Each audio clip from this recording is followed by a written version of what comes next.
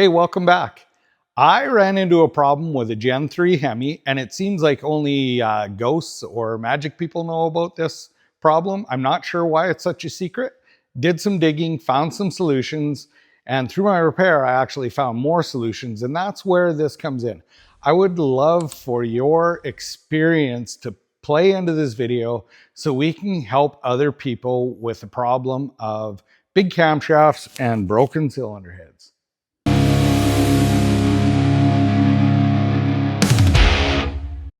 I have another video out there, and it is in regards to isolating a noise in a cylinder, and we'll play a bit of that clip. But when I plug the injector into the cylinder, it makes a ton of noise.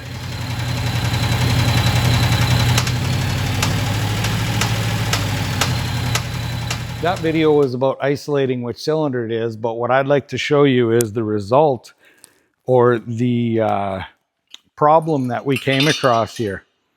Now, the rocker shafts go on here, as you can see up there, but what's happened is it broke the rocker shaft bosses off.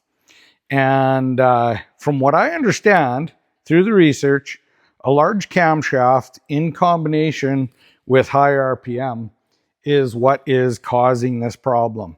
So the solution is to put a girdle on. I'll show you the girdle or the tie bars or whatever you want to call them. There are other brands out there, and I'd love to know about those brands if you have to do the same mods. But let's get into this and take a look at what I came up with and the mods that I had to do to put this together.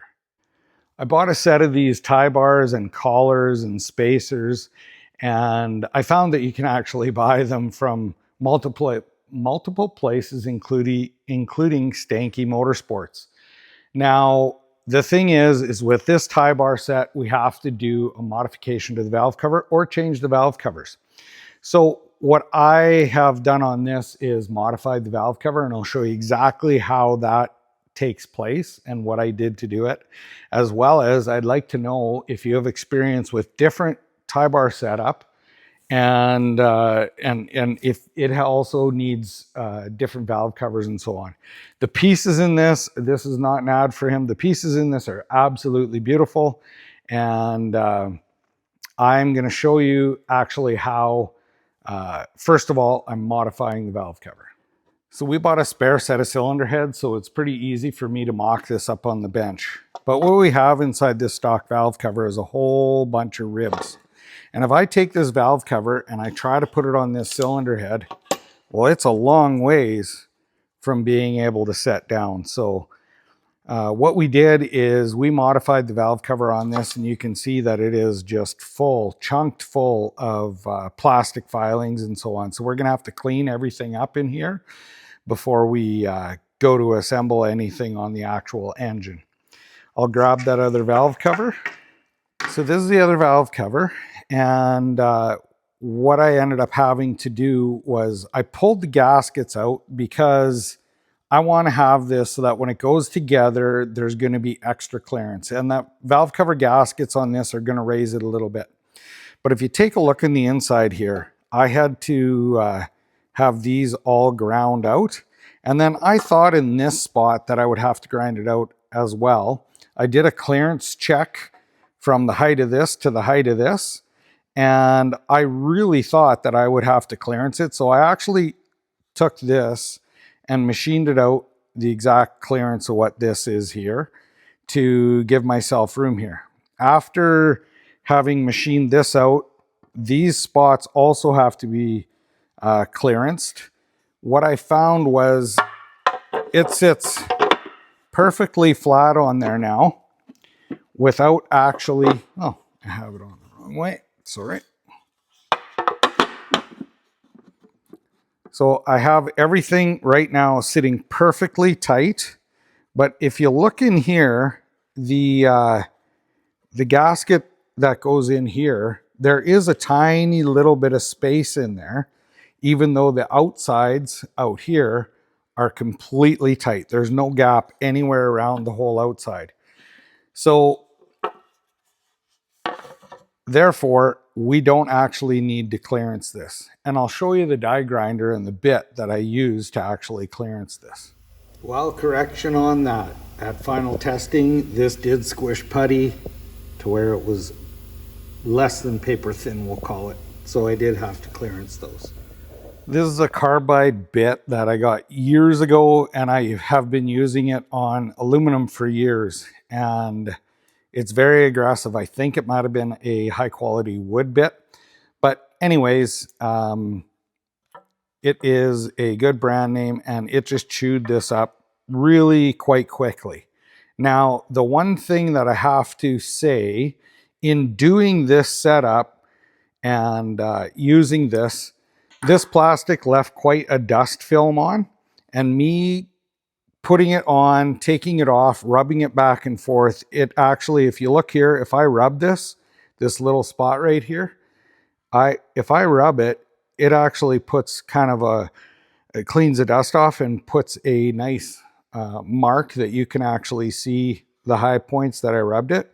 And that's exactly what I did when I turned this over and put it onto the cylinder head and rubbed it back and forth. It would show those marks where it was touching exactly. So it was really quite nice to do. A little bit time consuming because you're on and off with this quite often. So on the one side, I did not need to worry about clearancing the valve cover here, but on the other side I did. Now, when I put it on there and rubbed it back and forth, it was showing those marks. And what I found is if you move these, so right now these are all tight except for this one right here. But if these move at all, it actually changes where the clearance mark is. So however you have these clearanced, and what we're going to be doing is putting a straight edge across all of these to make sure they're completely level and double checking. And when I put it in the car, I'll be using a straight edge to actually make these completely flat as well, so that a rotation of this isn't going to hold the valve cover up. Now, I'm going to get into, and I'm going to show you, there are shims that go in between here, and I'll just describe a little bit of how the instructions are, because for this setup, it seems to be a bit of a mystery. These come with a packet of shims, and what's supposed to happen is these are supposed to go against the rocker with the shim in between and 15 thou clearance. Now, these shims are 15 thou. So basically, set it up there, use a feeler gauge, put it over, get it level, tighten it up with 15 thou clearance. Now, really, this is a big question that would be great if you could fill me in on, as well as other viewers. What is the limit of the camshaft in RPM before this becomes a problem? I've never ran into this, and I've done lots of tuning on Hemis. I don't usually get into engine work. This thing sat here and waited for this to happen for a long time, so I did agree to actually fix this up. So I am not sure how big a cam you're going to need to worry about this, but if I was building a Hemi with any kind of cam anymore, I think I would just do this. From what I understand, it is big springs, big cam, and high RPM. Now, this is probably the largest cam that I have tuned in a Hemi, and it is also the highest RPM. It's in a supercharged car, so I don't know if that makes any difference, but it'd be great to get feedback on, you know, what is those limits. As well, if you Mopar and Hemi guys out there know if there is a different brand of these that might be better, I'd love the input, or if there's different ways of setting these up, that'd be great. Now, these are a set of Eagle heads, so that's 09 and on. I think there was some crossover in there. I know that the older heads use different tie bars, and I'd love to know if you could fill me in on that older stuff. So anyway, I have a lot of work to do to get this project done, so I'm going to get at it. I'm going to get at the other valve cover. And I really appreciate you watching, as well as if you have information to help others that might have this same problem, it'd be great if you could put that feedback in. I really appreciate you watching, really appreciate all your input on the other videos and so on. A lot of people get help through these videos, so thanks so much and have an awesome day.